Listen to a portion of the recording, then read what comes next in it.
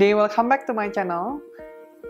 Hari ini bareng aku Clavaniako akan ngebahas suatu hal yang berbeda. Bukan masak-masak, bukan juga tentang pastry, tapi hari ini aku akan ngebahas tentang perjalanan diet aku selama kurang lebih 2 tahunan aku diet sampai sekarang.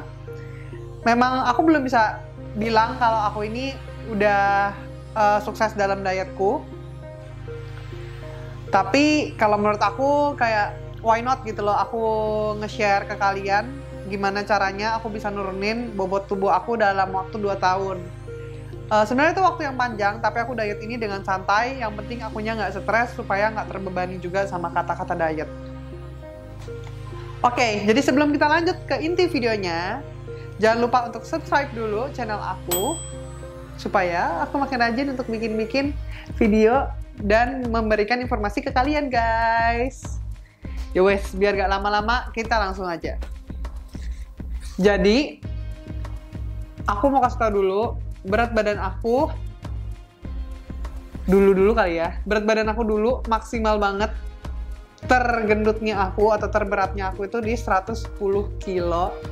Dan di tinggi badan aku yang masih sama 167 cm. Yes, dulu aku segendut itu, memang bener-bener gede banget. Terus, how aku bisa sampai ke sekarang? Jadi, FYI, berat badan aku itu sebelum masuk MasterChef, kan aku di MasterChef naik ya. Sebelum masuk MasterChef itu 70. Itu udah almost menyentuh BMI-nya aku. Tapi karena di MasterChef aku makan terus, jadi aku naik guys, naik 9 kilo saat itu. Tapi aku udah diet lagi selama beberapa bulan dan aku udah berhasil nurunin berat badan aku. Dan sekarang aku tuh di sekitar 75 kiloan dan masih on progress dietnya sampai sekarang gitu. Karena mau balikin badan aku kayak dulu lagi dan bahkan lebih kecil lagi dari dulu gitu loh guys. Jadi aku tuh memang udah besar. Dari aku masih kecil, tuh memang udah berisi gitu badannya. Dan aku nggak pernah sama sekali kayak punya pikiran untuk kayaknya pengen diet gitu saat itu. Karena aku ngerasa aku pede-pede aja kok sama diri aku. Kayak there's nothing happen too much gitu. Karena fisik aku yang begitu. Tapi ya pastilah ya, kita yang berbobot besar pasti pernah dibully.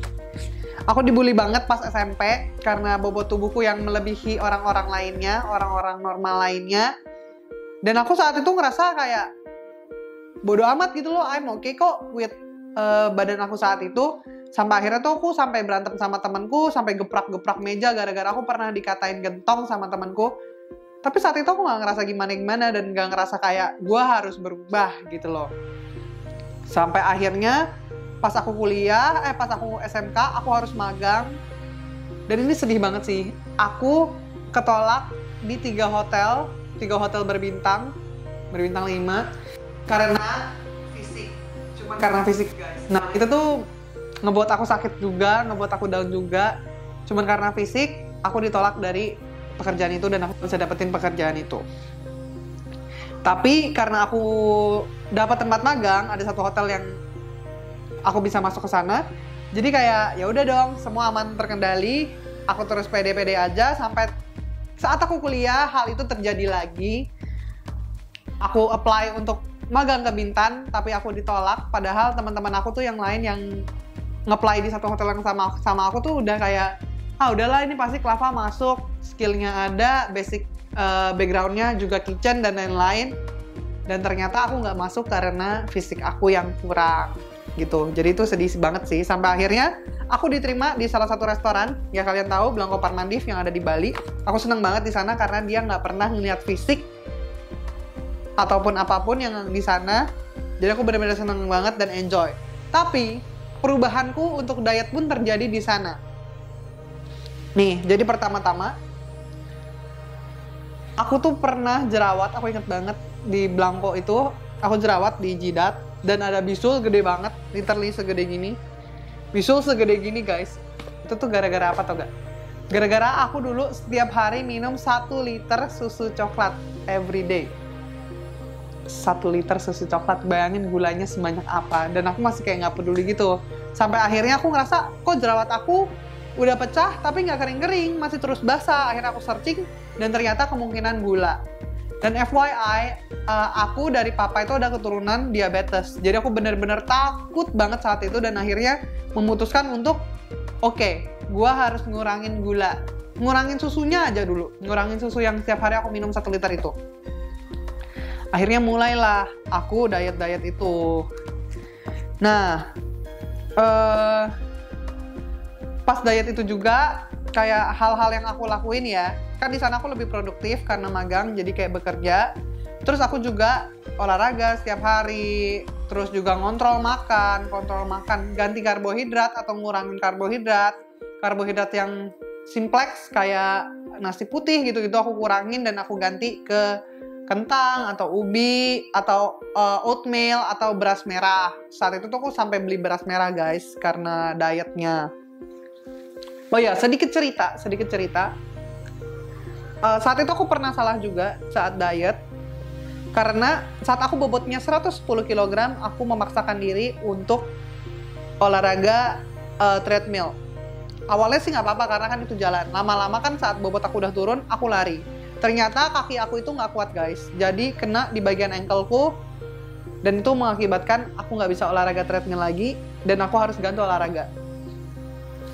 Dokter bilang aku cuma bisa olahraga berenang, kalau nggak sepedaan, karena aku nggak suka kan olahraga, bukan nggak suka sih, menurut aku berenang itu kurang workout yang banget gitu loh. Jadi aku memilih untuk olahraga Muay Thai saat itu. Muay Thai menurut aku oke banget karena dia ngebentuk muscle juga, otot-otot pinggang dan lain-lain, dan merapikan tubuh. Dan menurut aku Muay Thai itu juga bisa jadi salah satu opsi kalian. HIIT juga sebenarnya, tapi sulit sih, jujur aja sulit, karena HIIT itu kan olahraga yang menggunakan bobot tubuh kita sendiri. Kita aja udah, saat itu aja aku udah mengangkat 110 kg. Terus aku harus push up, nge-push diri aku 110 kg kan berat ya. Jadi pelan-pelan aja. Yang penting stabil, yang penting konsisten, pasti kalian berhasil. Aku belum bisa bilang juga aku sekarang berhasil, tapi aku pengen sharing aja ke kalian gimana caranya aku bisa menjadi aku yang sekarang. Karena mungkin kalau aku nggak diet, aku nggak berubah, mungkin aku nggak pernah dapat posisi juga di MasterChef Indonesia. Bener gak? Jadi jangan sampai, aku ngingetin aja, jangan sampai mimpi kalian itu harus atau susah tercapai karena fisik kita. Karena menurut aku tuh fisik itu bukan pilihan sih. Maksudnya kita nggak bisa memilih gitu loh. Kayak gimana ya, aku susah jelasinnya. Tapi kayak fisik itu kita bisa rubah tergantung diri kita sendiri. Maksudnya bentuk fisik ya, bentuk fisik kayak bobot tubuh. Kita tahu itu udah salah, kenapa kita nggak berusaha untuk mengurangi.